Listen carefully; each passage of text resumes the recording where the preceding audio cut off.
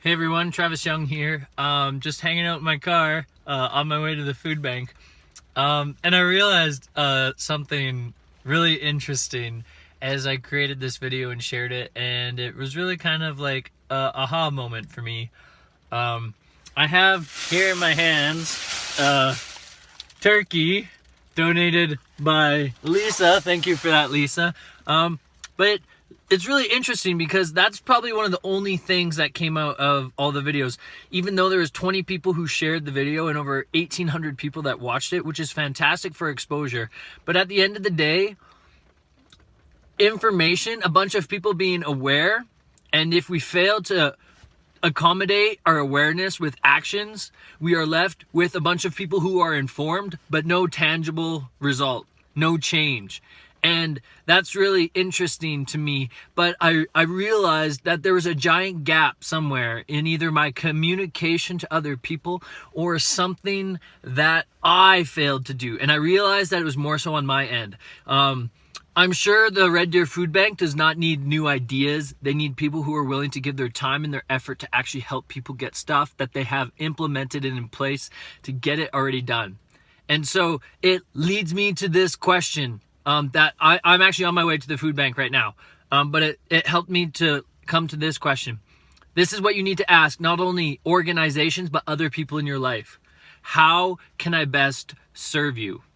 And this is something that I needed to know. It wasn't about me going out and trying to do my own thing. It should be me coming alongside of the organizations that are already doing effective, good things in the community and figuring out how that we can best serve them. And so I'm going to go to the Red Deer Food Bank and I'm going to give you an update on how you can best serve the Red Deer Food Bank rather than just doing some great new idea. So I'm going to get back to you guys in a little bit and inform you, and as well as myself, how we can best get involved in our community. So yeah, I'll check in with you guys in a bit. Peace. All right, everybody, the turkey has been dropped off, as well as the cash donations. I would like to say thank you to everybody who gave. That's really awesome. All right, it is time to inform you, as well as I was informed, on what you can do to help the Red Deer Food Bank. So I think more than anything, they just really need volunteers to make sure that their organization is able to stay up and running, to do all the things that they already currently do, whether it's barbecues, whether it's organizing in the back, whether it's just giving to people. At the end of the day, I think in order to make anything work, as much as it sucks sometimes, it's consistency. And so, myself included, I struggle sometimes when it comes to... I realize that this has all been very revealing for me, which really sucks, because it's never fun to learn something crappy about yourself. But sometimes it's like, man, I have a good idea and I want to do something about it. And so I go and do it. And it's like one time, quick blitz, bang, and done. I did my part. I did good, finito, everything's good, done. And I think one of the hardest challenges, especially in our society today, is to remain consistent around something. Consistency is amazing and incredible. It helps organizations like the food bank run properly. And so I think lots of the times my desire is just I want to experience so many new things. So I'm just going to volunteer once and say, hey, I did it. I helped out for the Red Deer Food Bank once. That was awesome. And so I think what's really been challenging for me as I've learned and discovered about this is they have something called a volunteer application. And that's what you can do to help out. You can go online to reddeerfoodbank.com and print one of these out, and you can volunteer your time. But at the bottom, it says days available: Monday, Tuesday, Wednesday, Thursday, Friday, weekends, right down there. And then it says hours available, AM or PM. And they actually kind of do an interview process because they want to make sure that the people they are working with are qualified and actually want to be there. But consistency.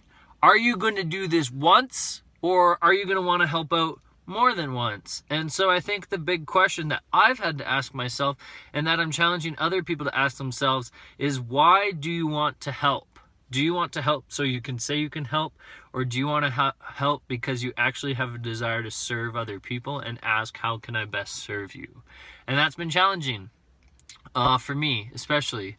And so I'm going to fill out this volunteer application, and I'm going to submit it, and I'm going to start volunteering a bit of my time for the Red Deer Food Bank.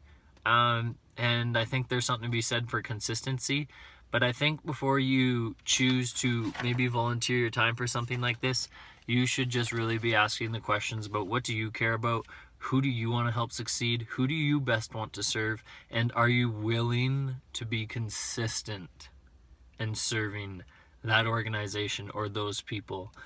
Because if you're not that you can't add value to them, but I really think that in order for us to make the biggest difference that we can make, we have to be able to be consistent.